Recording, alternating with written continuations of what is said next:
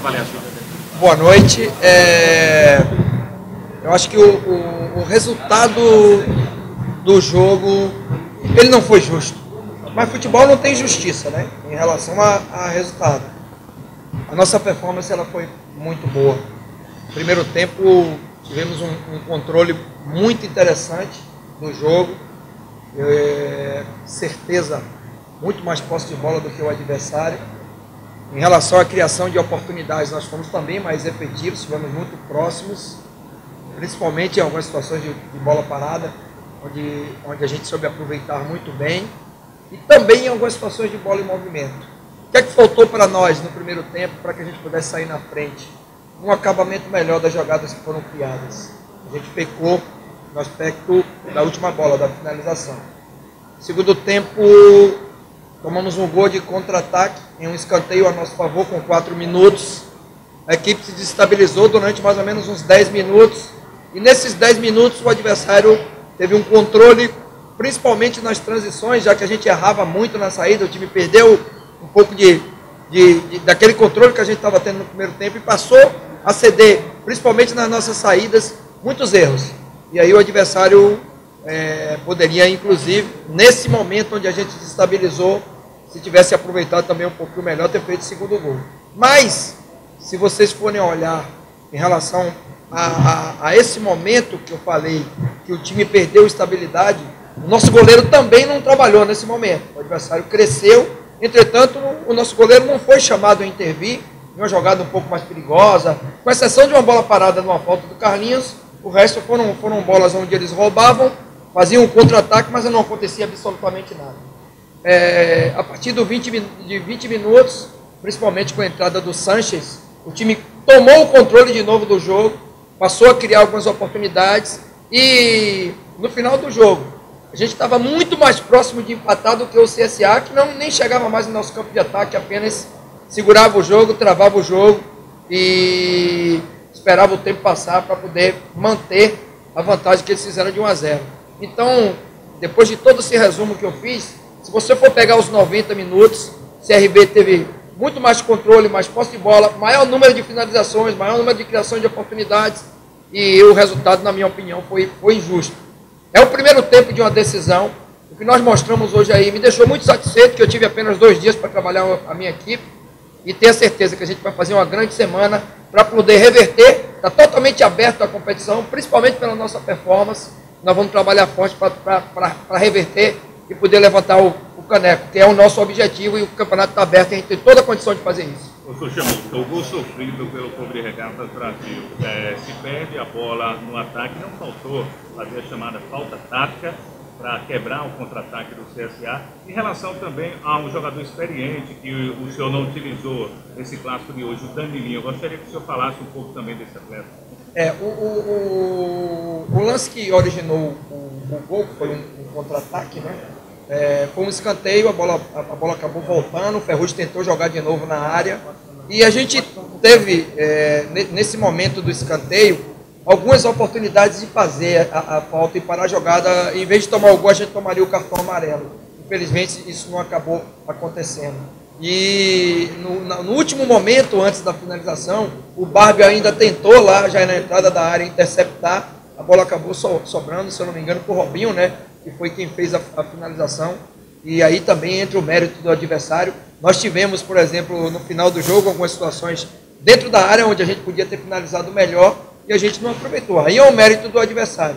Eles não tiveram grandes oportunidades, mas uma das poucas oportunidades que eles criaram, eles foram efetivos. A utilização do Danilinho é uma questão muito simples. Eu fiz 2 substituições por lesão, uma do Menezes, a outra do Zé, em posições onde a gente colocou, no primeiro momento, a ideia era que a gente colocasse o Lucas, que é um jogador que tem uma boa organização, com uma característica muito parecida com o Menezes, e a gente poder ter a bola, e a gente teve, depois que o Lucas entrou, a gente continuou com o controle, continuou criando. É um jogador que também tem uma bola aérea interessante, tem boa disputa na primeira bola.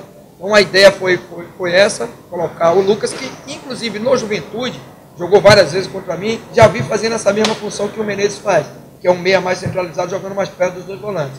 O Vitor, pelo Zé, é uma substituição do 9 por outro. e eu tinha apenas uma substituição a fazer. E achei interessante colocar o Sanches por dois aspectos.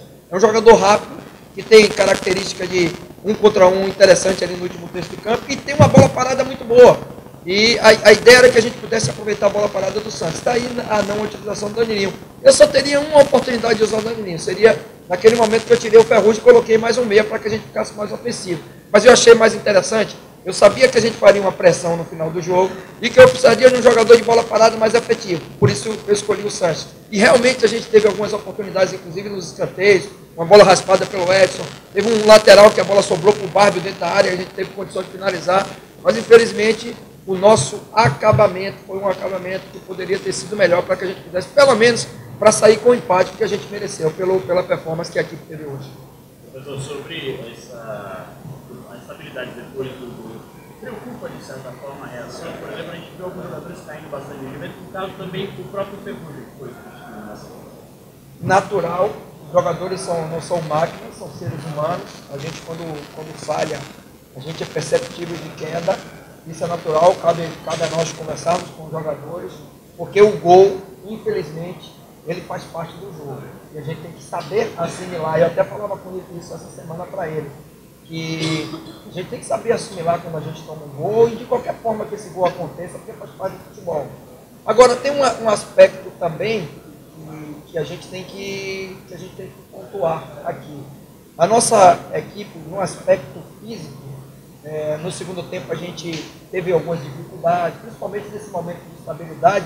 Só que, se você for olhar o calendário do CRB, nós tivemos um jogo na terça, uma decisão de Copa do Brasil, jogando na Fonte Nova, contra um time com investimento do Bahia, um jogo muito difícil, onde praticamente nós jogamos 90 minutos dentro do nosso campo defendendo, tomamos um gol faltando 2 minutos para acabar o jogo, viajamos na quarta, chegamos aqui, saímos. Os jogadores acordaram às 5 horas da manhã, nós chegamos aqui meio-dia e os jogadores se representaram na quinta. Nós tivemos 2 dias úteis para preparar a equipe e tenho certeza que o aspecto físico também pesa. Nosso adversário jogou no domingo, teve uma semana cheia para se preparar, apenas recuperando e treinando os jogadores.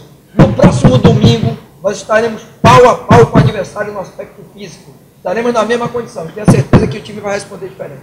Professor, nós sabemos da qualidade do Clube de Regatas do Brasil. E o senhor falou justamente desse último passe, essa finalização. No acabamento, eu falo essa palavra, acabamento. Qual a dificuldade justamente desses atletas nesse último passe?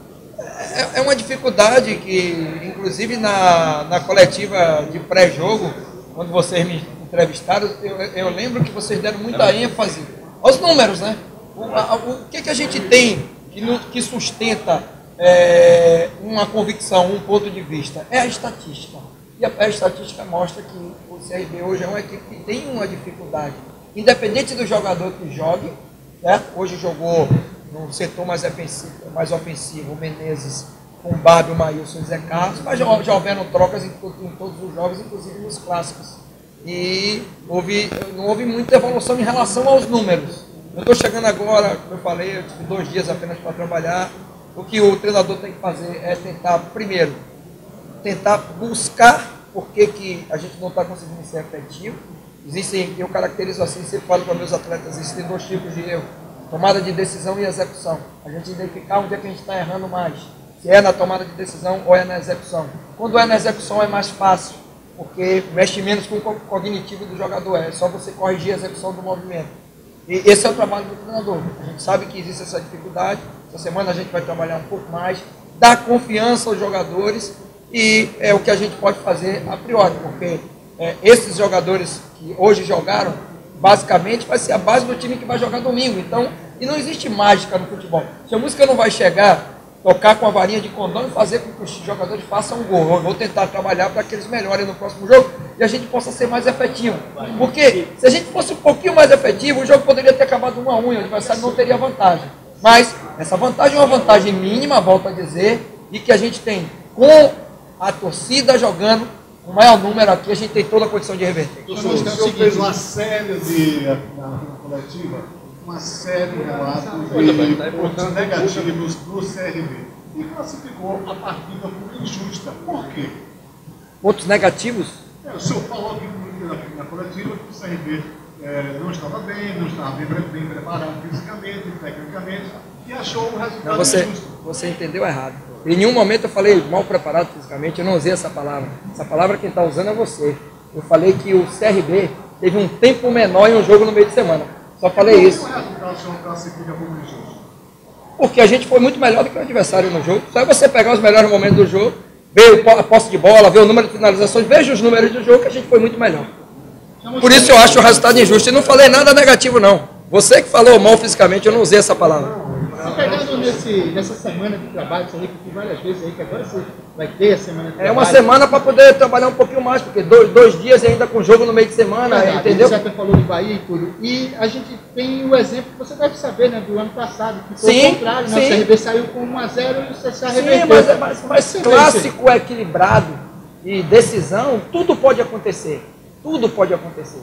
A reversão, ela é uma reversão que o campeonato está totalmente aberto hoje, principalmente pela performance. Eu acho, inclusive, que a performance que o CRB teve, principalmente no primeiro turno, surpreendeu a todos vocês, porque eu vi os outros 2 clássicos, eu assisti, e o CSA teve muito mais controle do jogo do que no jogo de hoje. Então, a forma como a gente jogou, tirando aqueles 15 minutos onde a gente tomou um gol com as 4 minutos e desestabilizou um pouco, que é natural você tomar um gol no clássico, principalmente você estando jogando melhor e o adversário no contra-ataque fazer o gol. Mas aí depois a gente voltou a ter um controle melhor e a gente tem toda a condição essa semana de preparar para fazer, não só voltar a fazer um jogo bom, que a gente não jogou mal hoje, a gente fez um jogo de superação, em cima de todos os aspectos, treinador novo chegando, com pouco tempo para trabalhar, os jogadores assimilaram bem o que a gente assimilaram bem, foram fiéis ao plano de jogo, então a gente tem toda a condição de reverter no próximo domingo. Música, seja bem-vindo, né? A gente não teve oportunidade de conversar lá em Salvador, porque eticamente Obrigado. Você ainda não podia dar entrevista, porque ainda não assumia, a gente conversava em off e reverter uma situação. Você acaba de fazer uma coisa interessante aqui nas redes sociais, você deu meio desanimado, você deu uma injeção agora na torcida do CRB, dizendo dá para reverter, tem uma segunda-feira, tá desanimado. O que é que você vai falar para isso? Não tem. Primeiro é o seguinte, você colocou uma coisa muito interessante aí. Sem o torcedor a gente não consegue reverter. O principal é o torcedor estar do nosso lado. E é normal que o torcedor fique chateado porque perdeu o primeiro tempo da decisão. São 180 minutos. Jogando melhor do que o adversário, tendo controle do jogo. Ou seja, a gente tem toda a condição, só que a gente precisa com o torcedor ao nosso lado. É durante a semana. A gente primeiro recuperar os jogadores, que eles estão no estado físico de muito desgaste, pela sequência de jogos. Segundo, criar essa mobilização e essa motivação. Agora eu conheço bem melhor o meu adversário, que eu joguei contra eles, então a gente tem toda a condição, junto com a nossa torcida, lotar esse estádio aí, empurrar os caras que a gente...